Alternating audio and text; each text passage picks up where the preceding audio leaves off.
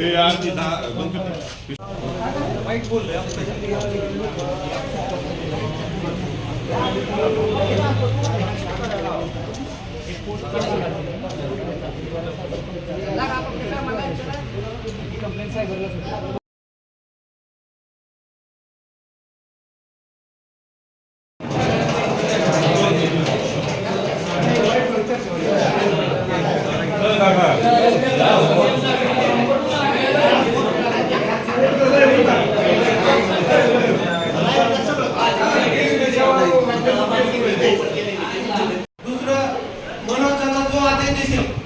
देशाप्रमाणे आपण सर्वांनी कसलाही वेळेचा भान न ठेवता दिवस रात्र करून आपण काम करू एवढं त्या ठिकाणी सांगतो आणि माझं 2 शब्द संपवतो। जय जिजाऊ जय शिवराय।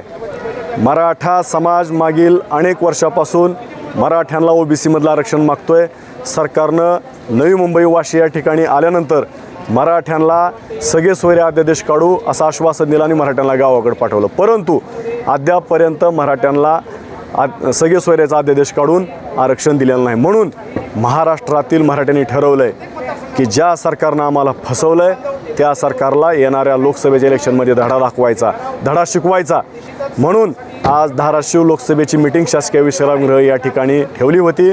या मीटिंगमध्ये असं ठरलं आहे धाराशिव लोकसभेमध्ये 1000पेक्षा जास्त उमेदवार हे मराठ्यांची उभ्या करणार आहेत। नुसतं मराठ्यांचेच नाही तर ओबीसी SC ST सर्व बांधव आमच्याशी संपर्क करत आहेत। आम्ही सुद्धा फॉर्म भरू आणि या सरकारला धडा शिकवू, कारण त्या सर्व बांधवांना माहीत आहे मराठा समाजाला आरक्षणाची नितांत गरज आहे, परंतु हे सरकार देत नाही। जर हे सरकार मराठ्यांना फसवत असलं तर आमच्यासारख्या छोट्या घटकाला किती मोठ्या प्रमाणात फसवेल। म्हणून ते सुद्धा समाज बांधव आमच्या पाठीशी खांद्याला खांदा लावून उभे आहेत। लवकरच आम्ही या सरकारला येणाऱ्या काळामध्ये धडा शिकवल्याशिवाय राहणार नाही असा आजच्या बैठकीमध्ये ठराव झालेला आहे आणि तो ठराव मराठ्यांनी सर्वानुमते संमत केलेला आहे। अशी आमची इथून पुढची रणनीती आम्ही आता तुम्हाला सांगत नाही, पण पुढच्या काळामध्ये नक्कीच आम्ही ती रणनीती तुमच्या सगळ्यांच्या समोर येईल आणि सरकारला मग मात्र घाम फुटल्याशिवाय राहणार नाही एवढंच या ठिकाणी सांगतो आणि थांबतो। जय जिजाऊ जय शिवराय। बोला। जय जिजाऊ जय शिवराय। सर्व महिलांना मी आत्ता इथून एक विनंती करते आहे की आपल्या मुलांच्या भविष्यकाळासाठी, आपल्या भविष्यकाळासाठी, मराठा आरक्षणासाठी मनोज भाऊ जरांगेच्या आपण पाठीशी राहून आपल्याला आज उमेदवार उभे करायचे आहेत। तर आपण सर्व महिलांनी याच्यामध्ये सहभागी व्हायचं आहे आणि खरंच आमचा मराठा आरक्षणाचा मोठा प्रश्न यांनी असा गंभीर करून टाकलेला आहे। त्यामुळे आम्हाला नेहमी खोटे आश्वासनं देऊन आमच्या मराठा आरक्षणावर नेहमी आम्हाला खोटं बोलून जे प्रत्येक ह्याला आम्हाला अनुभव आले, त्यामुळं आज आम्ही हा गनिमी कावा म्हणजे आमचे उमेदवार उभे करत आहोत। काय आज काय झालं नेमकं? आज आमची एक मीटिंग होती सकल मराठा समाजाची, त्याच्यामध्ये ठरलं की उमेदवार उभे करणं। आज या ठिकाणी धाराशिव लोकसभा मतदारसंघाच्या अनुषंगाने संपूर्ण धाराशिव जिल्ह्यातील विविध तालुक्यातून आणि संपूर्ण लोकसभा मतदारसंघातून आज या ठिकाणी मराठा बांधव उपस्थित राहिलेले होते।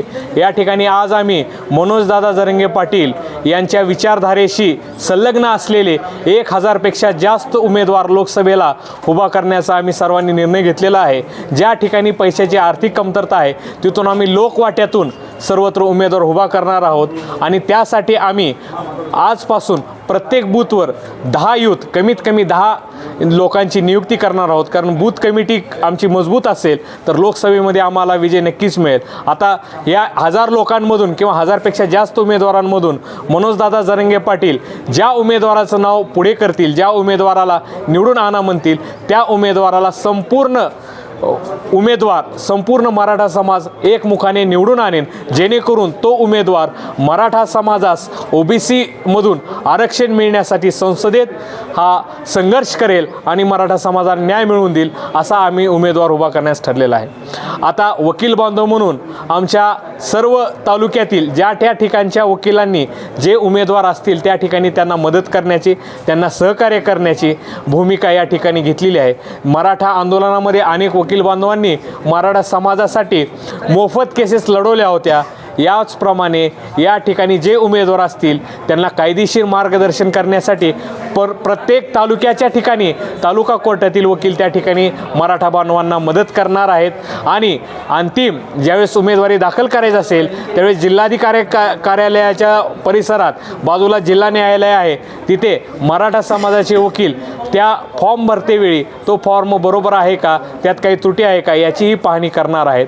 अशा पद्धतीने वकिलांचा या आंदोलनाला संपूर्ण पाठिंबा आहे. मराठा समाजाचे वकील या आंदोलनामध्ये संपूर्णपणे सहभागी आहेत. मी भारत राष्ट्र समिती पक्षाचा जिल्हा समन्वयक होतो, परंतु मी मराठा समाजासाठी आज भारत राष्ट्र समिती पक्षाचा राजीनामा दिलेला आहे.